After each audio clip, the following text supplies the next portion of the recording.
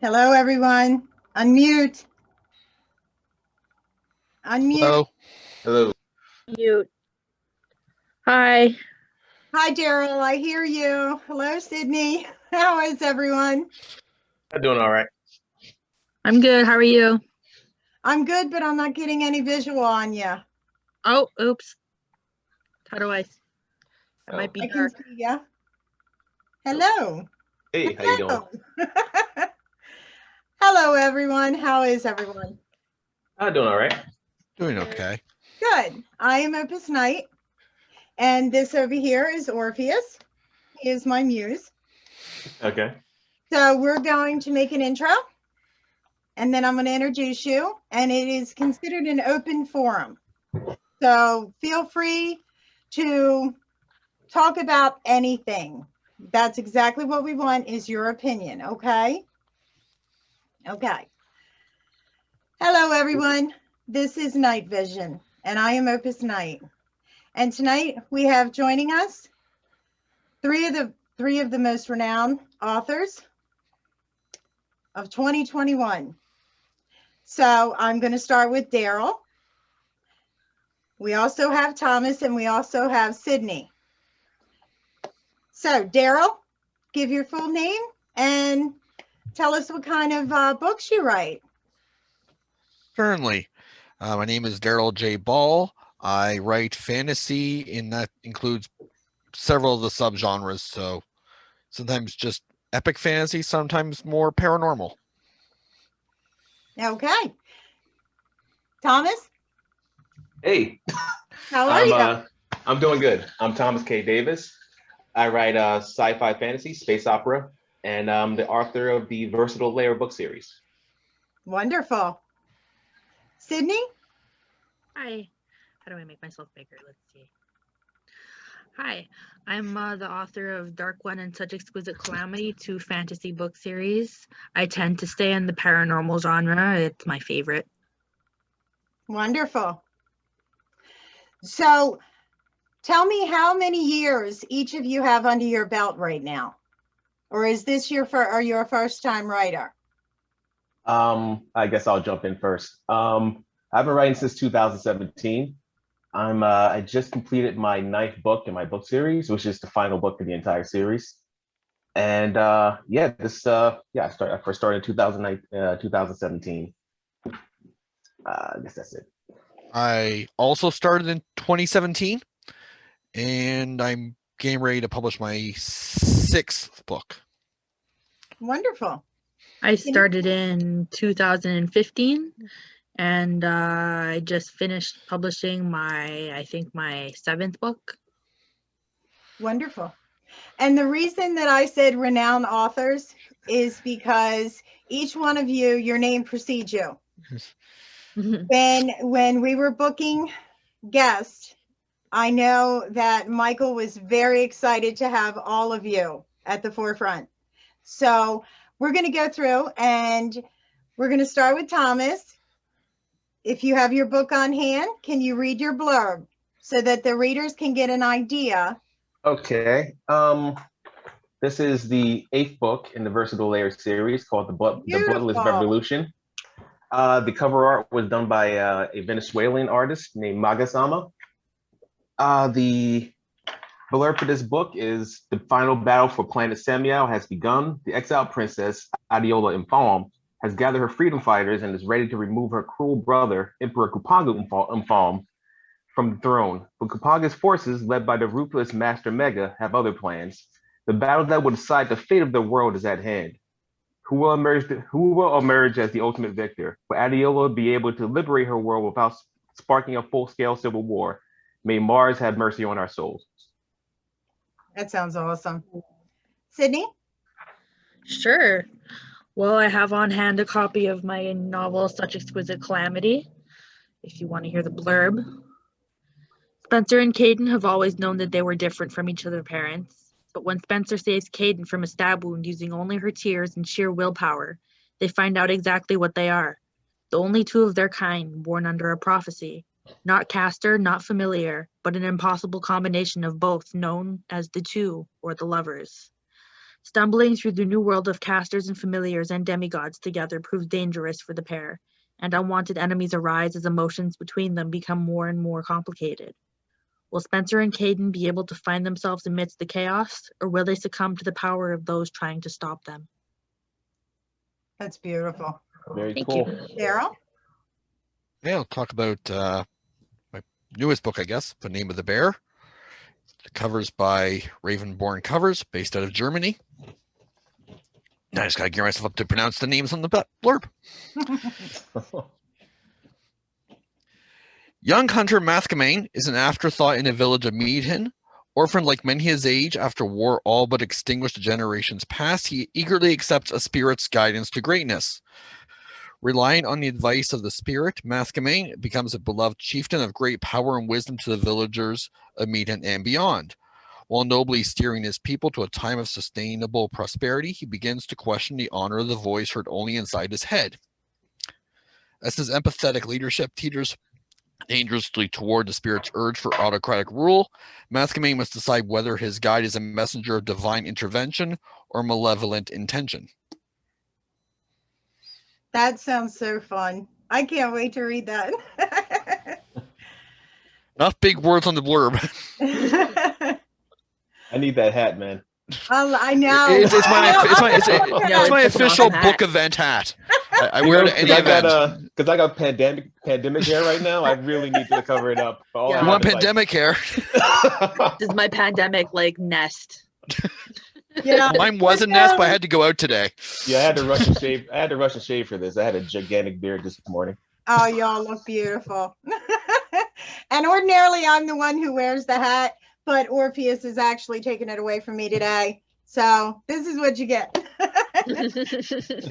Now, with speaking of the pandemic, have you found that writing is easier or harder? Is it easier to come by the words, or has your focus kind of been a little shaded because of all the events going on? Anyone? Oh, is it okay if I go? Oh, yeah. Yeah, you can go. Please jump in. I think it's actually been easier for me to write because a lot of my stories take place in today, so I'm able to sort of weave in the pandemic into the stories. Nice. Tom? I've been kind of stuck lately because I finished an entire series. So basically I've just been germinating new ideas for a new series, but I haven't locked down the timeline for it yet. So I've pretty much been taking a break during the second half of the pandemic, doing a lot of editing or work that I've already finished. Nice.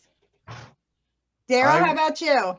I was in the middle of some major rewrites when the pandemic started, and I'm still in the middle of those major rewrites because basically any desire I had to work on stuff just kind of disappeared.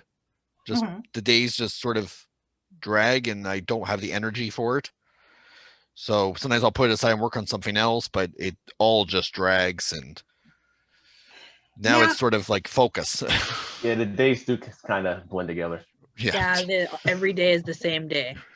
Now, is anyone traditionally published, or are all of you indie writers? I think I'm we're all indie through and through. Yeah. Indie.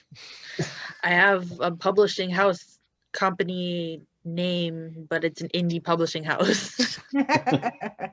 Now, speaking of which, when running the publishing house, or actually even starting it, a lot of readers have a hard time after they have found they've written the book.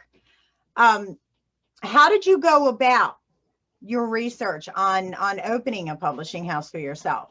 Because I know a lot of indie writers are continuously asking me this. Sydney? Well, I don't know. It's a good question. I have to ruminate on it. Okay. Well, then we'll go on to the next one. How long into I know that a few of you have series. Now, with a series, do you write a novel and then you find that it is extremely long and you want to break up the stories in order to kind of examine those characters more and get into their heads and more understanding for the readers of who these characters are? Like, do you find a series as more growth? For me, my series is it's kind of like a series of movies where each part is a different movie that's all interconnected to a larger story. So part one would be a self-contained story that leaves threads that lead into the next book, and it's all building up to this grand finale at the end.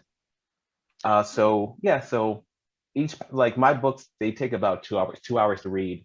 So each one is like it's like reading a movie, and at the end of that movie, you have your threads that lead into the next movie.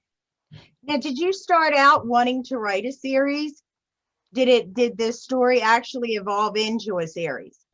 I started out wanting to write a 3-book series, but during the writing of book 1, I actually no. When I got to book 3, I realized that one of the characters in book 1 had a lot of story in her, and so the series started to follow two main characters instead of one.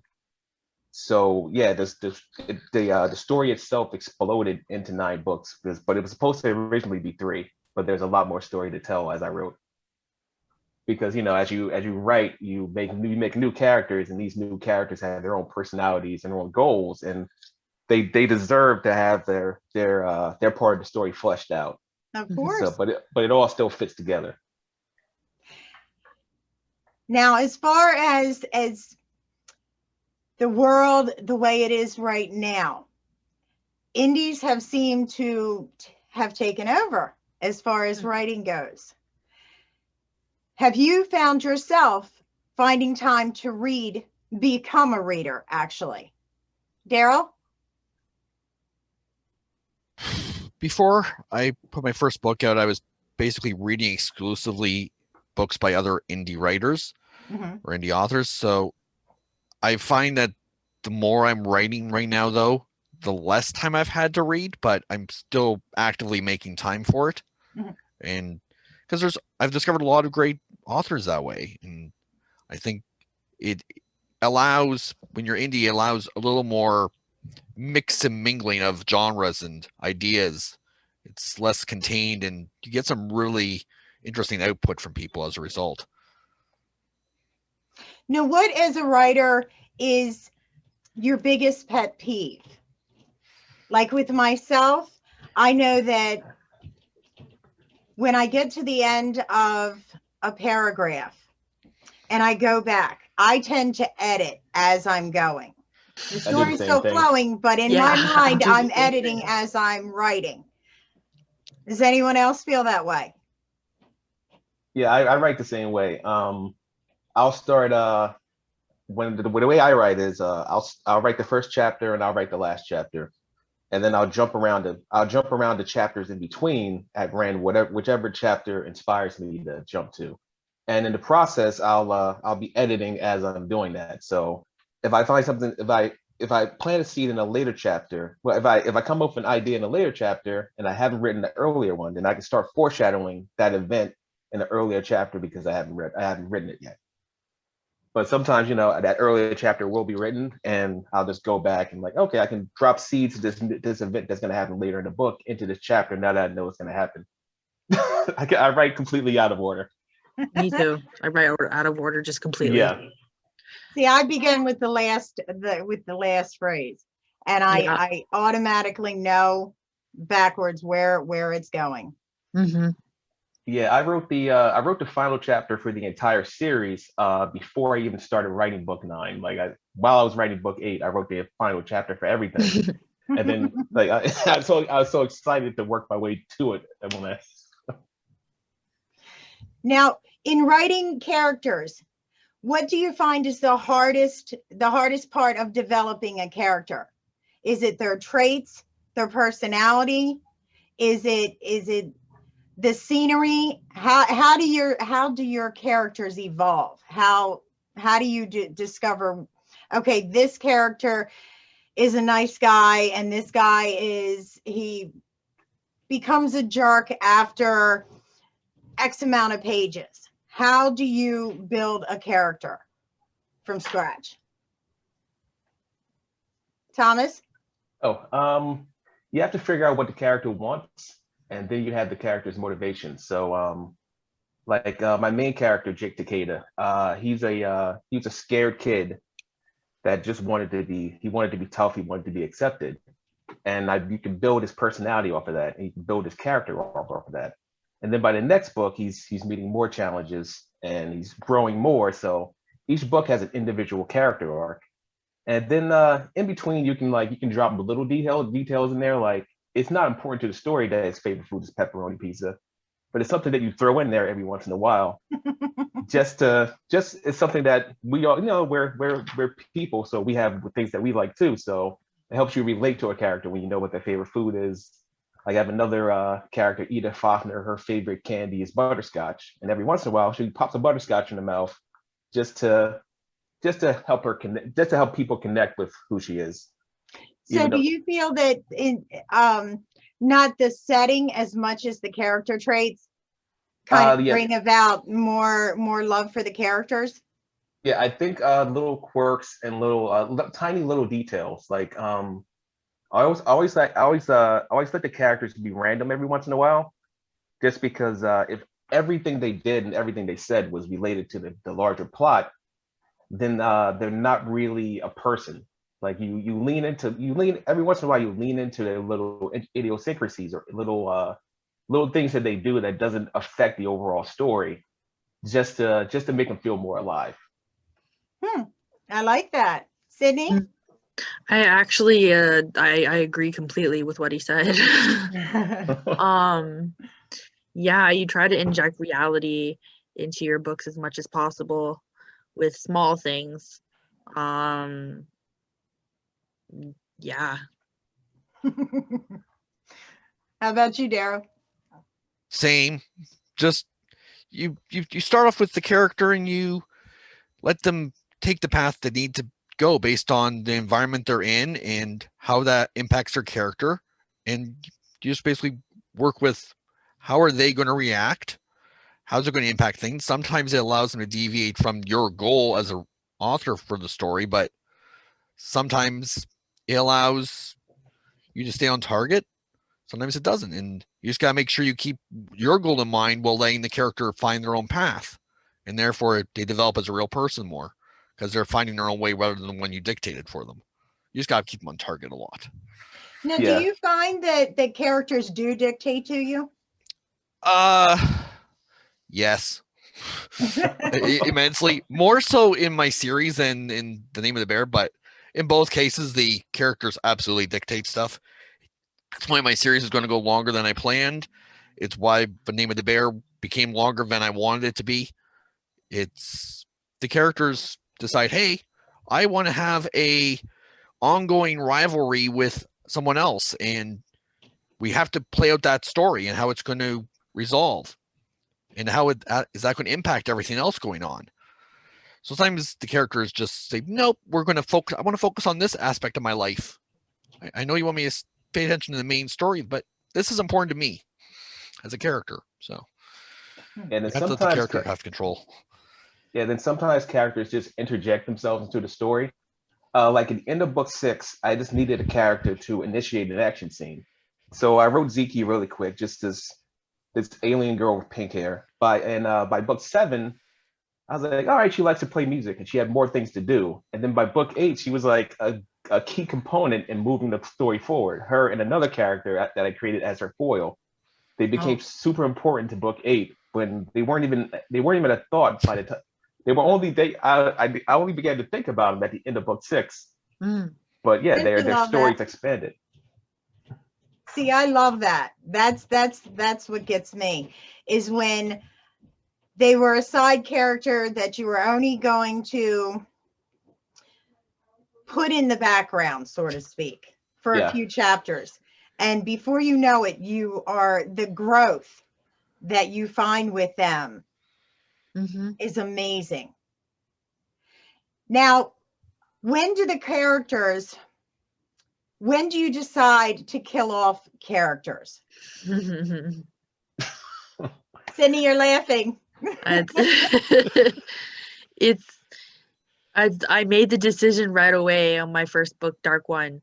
I made the decision right away to kill off my main character. I was like, she's gonna die. I needed it to happen, and I knew people would hate me for it. So do you give reason as to why they die, or do you put them in particular situations where it kind of renders them having to die? And I put them in a situation where it renders them having to die. They know that they're going to die. It's coming for them type thing. That's so much fun. Yeah. I love doing that. Yeah, I had a major character. And I had a future for the character. I was actually planning out who the kids were gonna be. Mm-hmm. And then while I was writing a book, I was like, in order to hurt the reader, because killing this character actually hurt me personally. I was like, it does. but in order to hurt the reader, I have to hurt myself. So the character had to go. But it was really painful to kill the character off. Be extremely painful. Did you actually get feedback from readers that were like, dude, why did you kill this character off? Because I've had that. I have had that so many times where they're like, but why did they have to die? And I'm like, because that's what they do. Because you asked that question. Back to life, to be fair. That's why they're there. Yeah, they had to die to upset you. And the motivate the main dark character. Literature. I don't make apologies. Yeah. Now, with everything that's been going on, have you felt kind of stretched when it comes to writing characters? Like, have you, Sydney? You had said that your one character, or that your books actually kind of revolve around. Is it a pandemic that they are brought into? No, it's just the mentions of the pandemic that we're going through. It is mentioned in the book. Okay.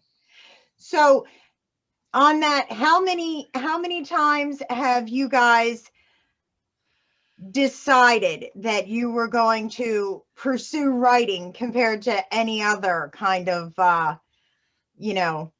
vocation? Or did you decide very young, this is what I'm going to do the rest of my life?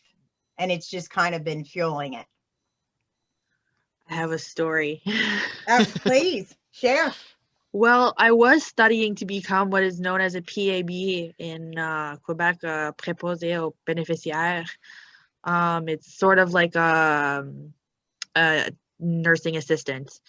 And I was studying to become it. I was on my stage. I was learning inside an old folks home how to take care of the old people. And then UtopiaCon happened. And I decided that I would rather go to UtopiaCon than finish my studies. Now, has anyone actually went to any of the events in the past? Any of the book signing events? I've done a few conventions, and conventions are a lot of fun. You get to meet a lot of readers. You get to sign books, sell books. It's a fun time. Yeah. No, that's why the hat exists. I did the IABX in I think it was Hoboken, New Jersey.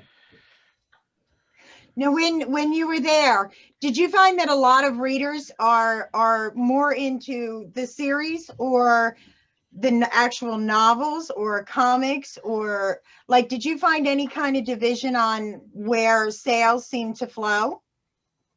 No, there was a good grouping of different people who all like different genres. So the people who like sci-fi, they gravitate to you. A lot of people just like nonfiction. Like a lot of people like nonfiction, like self-help books, stuff like that. So people tended to gravitate towards what they liked. And some people are into multiple genres, so they were just grabbing everything they could get their hands on. Now, how do you guys build the structure of a character when it comes to them having to die off? How do you decide? Say you decide that a character, it's time for them to go. How do your other characters relate to their death? How do you kind of go from them dying, and do you switch over to the next day as to what's going on, or is it something that kind of is earth-shaking to every character? It's earth-shaking Daryl? for every character. Oh, Daryl, sorry. Oh, That's okay. I was going to say, it's the people who are there when it happens. Mm-hmm. You have to show the immediate impact, because it's going to affect them. They're right there when it happens, and they obviously know the person. So you have to sort of show the immediate aftermath there, and then later you can show how it impacts others in the chapters that follow. But I think showing the immediate reaction, you help the reader to really connect to the death more, and so that they feel it too. Even if it was a side character, they'll feel it a little more because they're feeling what the characters who survived are feeling. So Yeah, I think that's my way of approaching it. Yeah, when I write a death, it's immediate, it's quick. Like I never do deathbed soliloquies where like, oh God, that's please. One of my favorite things. I never do that's those. Where this question came from. Yeah, I'll kill a character off suddenly, and then maybe in the next chapter, the other characters that knew it, that were close to him, are dealing with the loss. So as they're dealing with the loss, the reader can deal with the loss. I kill off a character, and then it's just the character's dead and the book's finished. And everyone's really pissed off. Now, have you gotten feedback from readers? Me? Yes. Yes. Readers have been like, oh my God, how could you end a book that way? Feedback. Oh, sorry, go ahead, Daryl. Go ahead, Daryl. Oh, I wasn't going to say anything. I have nothing to add here. My readers don't tell me things. I got feedback from a reader where they were like, "Oh my God, I felt so bad for the villain." because I get that a lot. Because most times I write a villain. The villains are, I wouldn't say sympathetic, but you get where they're coming from, and they have their own tragedies. Mm-hmm. Because when writing a villain, is just a person that doesn't know how to process their pain. They're destructive to others because they don't know how to cope with what they're feeling. So I give the reader that. So sometimes I read them, I'm like, oh my God, I feel really bad for that villain.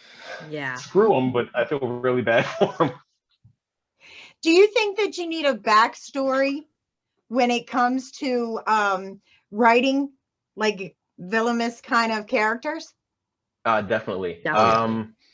In book, it's kind of a spoiler, but in book 8, like the main villain, I take you all the way back to her childhood and show you like how she became the person she is, and how vulnerable she is. Like she wears a full suit of armor, and she's like extremely tough and muscular, but beneath the armor, she's like the most vulnerable person alive, and she wears the armor to protect herself because she's been hurt before. Aw, we love that. Yeah, see? We love spoilers. That's a trope I like. Yes. Every show I try to have certain things that are very special, and spoilers are one of those. So I love spoilers. I do too. A villain has to feel justified so that they come across genuine. And so you have to remember that whole thing about a villain is the hero of their own story. Mm-hmm. So you have to have a background for them so that you know what's motivating them, so that they come across as genuine. We're not just, I'm here, I'm evil. They have to feel real, and so you could just as easily turn the book around and have everything from their perspective if you needed to. So in order for them to feel like a real villain, I don't like the word villain, actually. It's someone who's the opposition to the main character. Antagonist. Yeah. Not even that, like just the opposition. They're coming from a different viewpoint. They have a viewpoint that clashes and therefore puts them in conflict. And now, what does everyone write? First person, third person? Where does your writing lie? First person. Mostly write- third. Yeah, I write, I'm a third per. I like the yeah, I third write person. completely in third person. All right, first person. 4 to 5 times it's been third. Now, in writing first person, how do you avoid the little kind of rabbit holes that you go into, saying I and me and myself and things like that? How do you kind of divert back to the character, or do you try to kind of find yourself within those characters? Try to find myself within those characters. It's I mean, there are a lot of, what's the word I'm looking for? Sorry, I'm on morphine right tonight.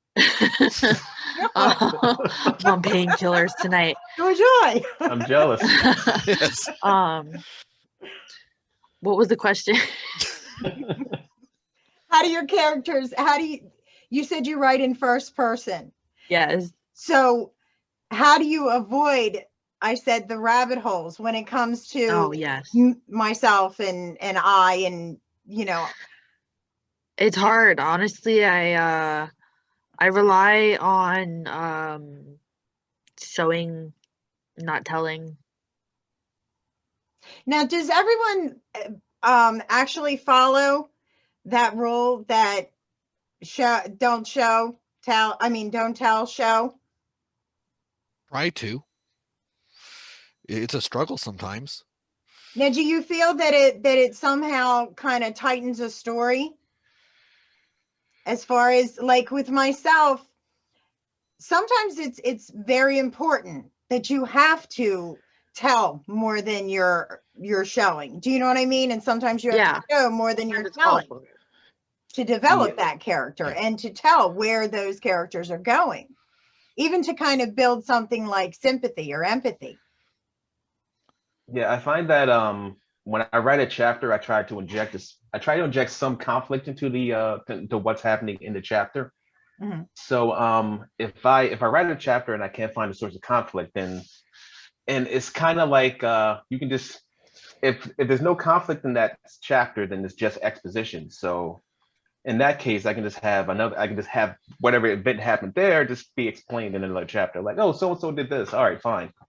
Because that event didn't have any drama around it, so it's kind of not worth including. So if the event's it's only important enough to be mentioned in another chapter by someone that it happened.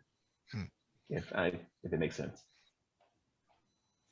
Now, do you see yourselves as storytellers, or do you see yourself kind of modeling yourself as to your educating more so through these characters? Like, you know how specific books will have a reason for writing that book, anything from self-help to kind of teaching about children being good, or like one of my favorite books was The Good Little Girl, The Bad Little Girl. And growing up, I was all about the story. I could literally feed into any story if it was written well. So do you find that a lot of stories, they kind of have to have a specific goal? And do you guys set goals for yourself when you're writing those stories? Absolutely. Mm-hmm. Like with the Name of the Bear, which I mentioned earlier, the whole focus of it when I was writing it was I want to explore how depression works in a fantasy setting. Like, can I get across what that's like to people who may not have ever gone through it? Can I present that in a way where it's presented well? And so that was sort of the underlying theme to the story when I was writing it. In another book, I want to talk about religion, and other ones I want to talk about the importance of what's important to the character. Like, what's more important, your own goals or the needs of the people who you care about? Like, there has to be I feel you always have some kind of commentary you're trying to make, and it's usually stuff that matters to the person writing it, I believe. It just matters sometimes how obvious it is to the readers. Now, do you use a lot of dialogue in order to actually achieve that? Or is it more the setting and the place and the people and the world building? How do you derive at that, achieving that? I usually the setting dictates how it operates. The setting gives you the environment, and that explores what you can do within it for the characters. And then the characters, through dialogue within that environment that has created their lives, the dialogue dictates what the characters like, and therefore it influences the dialogue, and therefore through a dialogue they can show what they're going through by talking about it and exploring it. And sometimes you just see it through their actions, but dialogue carries a little more weight because it's somebody they're talking to. And when they're talking to someone, you're more likely to let out your feelings and your personal thoughts of the character.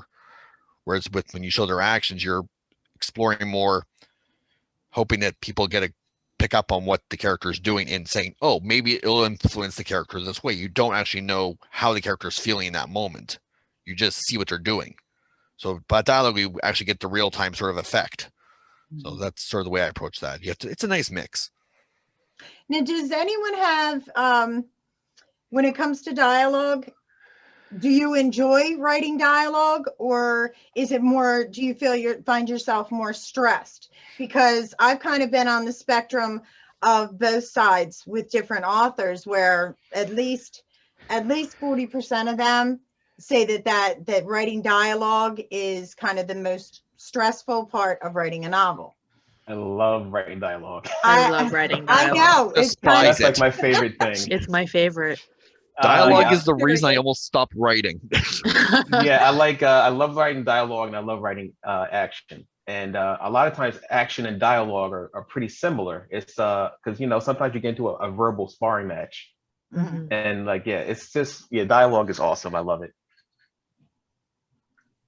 Now, how long in writing your dialogue does it take you to work out a scene? Like, when you're creating dialogue,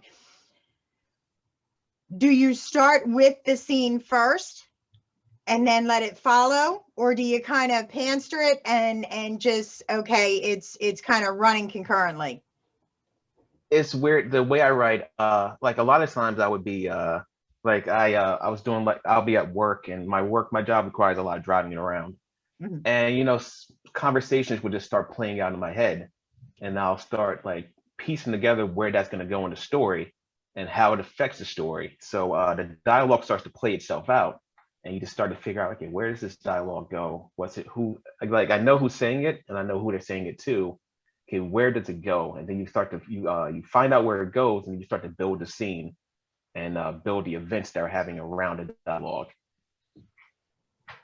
Now, is there a lot of scenes in your books? As far as, do you find that your characters, do you keep them in one place and run through the dialogue and run through wherever the story is taking place, like in a specific place, like say a town, and or even a room or something like that? Or do you kind of have them out in the world running around, all different, having different lives and somehow meeting up? They're out in the world. Let's take book 4 of my series. I have this group called the Strike Team. It's the elite strike team. Jake Takei is the leader, Captain Jake Takeda. And they're at the beginning of the book starts with a battle scene. But during the battle, they're in the trenches together, and they're just having back and forth dialogue, making inside jokes that they get. And they're bickering a little bit, and they're devising a plan. And from that scene, after that scene's over, I split the group up, and different characters from the team are having their own interactions before they all start to slowly come back together during the course of the book. Daryl, are your characters running amok in the world, or are you keeping them kind of in certain areas, in certain places? It depends on the book. The series it's they're traveling a lot, so they're running fairly amok, but they have a destination in mind. I just have to keep reminding them. Other times, in the Name of the Bear, it's very much this town and the area surrounding it. So most of the action takes place in that area, although they occasionally travel, but everything sort of happens in a general vicinity. Another one that's another book, they're just very much, the entire book is written as if the guy's not left a hotel room. But that's because it's written as a journal. So he's just sort of reflecting all the time. I like that. That'd be the paranormal vampire book. That's the one in first person, right? Yeah. How'd you guess? That's cool. Because it's a journal. Someone heard me on the first person thing. That's a really cool idea. I like that. I do. I like that. Very nice. It's a vampire who's reflecting on his life and whatever else he feels like talking about that day. So I entered into his head basically for 2 hours a day when I was writing it. Blog entry's done. Next entry. And so sometimes he felt like talking about Christmas and what it means to him. Sometimes he felt like talking about what he was doing in 1855. Nice. So you kind of just wrote alongside and he took off on his own. Oh, yeah. And that's not a healthy place to be, is in a vampire's head, I'll tell you that. What's the name of that one? That's Vatanis Project. This guy right here. My first book. That sounds really cool. Let me write that down. I know, see? Yeah. That sounds really cool. I want to check that out. I'm writing it down on my phone. It's a fun little book. My first book, and it's supposed to be a trilogy eventually, but it requires so much research. So much research. Now, what research do you do? Are you speaking of the actual characters that you kind of research to develop them? Because that one's about a vampire, and I've not been around personally for 200 years. I had to sort of research, make sure things lined up accurately with what he was saying. So times and events. Yeah. Well, he was born in France. So I had to make sure that came across correctly a lot of times. Like, why is he the way he is? Sometimes he just randomly starts speaking in French in some of the entries. I don't provide translations, unfortunately. But I love that. Yeah, and so sometimes that I just a challenge. I made sure I had people on hand who spoke fluent French as consultants, and that those people got a free copy of the book. But you don't speak French? I learned it in school. I don't speak it more than maybe 4 words because I don't. It's been a while since I was in school. But so research, like, he very much approaches explaining being a vampire from a scientific perspective. So I do a lot of research to try and explain all that. And for the upcoming sequel in like 5 billion years, whenever I get to it, it gets into more what vampires are like in other parts of the world where it's not the Western version of them. So that requires a little more drilling down research wise. For the Name of the Bear, I had to do a lot of research about weaponry, what kind of swords work best with other swords, the invention of armor, irrigation, war tactics, village structures many moons ago. That's the great thing about sci-fi. You can just make up weapons. Well, yeah. I did fantasy for the same reason, but then it just started throwing research at me. That's why my series I don't need research. But yeah, I'll describe a weapon because a lot of the tech in my book is it's like the humans in the story, they live on like spherical space colonies where the cityscape is on the outside of the sphere. And it's very Art Deco. Everybody dresses like it's 1920s. And their military, their weapons look like World War I weapons, but they're futuristic. Nice. Okay, what's the series called? Versatile Layer. Okay, Versatile Layer. See, I used to really read sci-fi when I was younger, and then I got away from it in my 20s and haven't looked back. But once in a while, I'll pick one up. That sounds intriguing. Yeah. I've got your name punched in right now on the computer. All right. And the aliens in the story, the way I handle their language, like I don't write another language, but when I write their parts of the story, when anyone's speaking their language, they don't use contractions. So they'll say I cannot or I will not. And that's kind of like the marker for, okay, they're speaking another language because they're not using contractions in this part of the story. Now, see, Salacious Manifesto is my book, and it takes place half in Italy and half on the mean streets of Chicago. And there are a lot of, I should say there is a lot of dialogue throughout the book, and portions of that is in Italian. And I have to say that was probably one of the happiest, for myself. That made me so happy that I could share, and that, in writing it, the biggest thing, and I know with other authors, being other authors, I know you've probably felt this way.